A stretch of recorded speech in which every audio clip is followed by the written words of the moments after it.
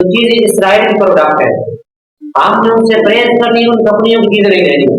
हमारा ये समय अमली जिहाद होगा।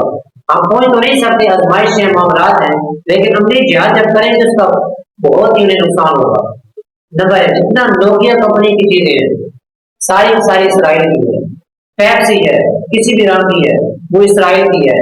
और गेट टू को इस्तेमाल करते हैं वो इसराइल की है। नेस्ले कंपनी का दूध हो या उनकी कोई दही हो, ये तमाम चीजें इसराइल की। मैं नाम लेता जाऊंगा, टाइम कम है।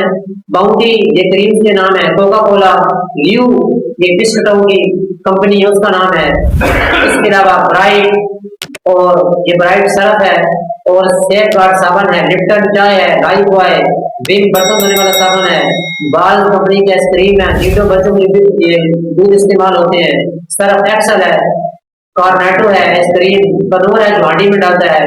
इसी तरह नेस्ले कंपनी की जो चीजें हैं, फांटा है बोतल जो है, एरियल सरफ है, पेप्सिको है, और यूनिवर्सल जितने ब्रांड हैं, चाहे जर्सी हो चाहे पैंट हो चाहे किसी किस्म की चीजें हो, ड्यू माउंटेन बोतल है, लेज है, किट कैट है, और मिलो है, स्प्राइट है, इसी तरह ओरियो बिस्कुट है, नेस्ले है, कुरकुरे है, इसलिए KFC है, मैकडोनल्ड जितने भी क्राइम है, पिज्जा हिट वगैरह और कसीर जो चीजें इसके अलावा ये सारी की सारी जो है इसराइल की प्रोडक्ट्स हैं।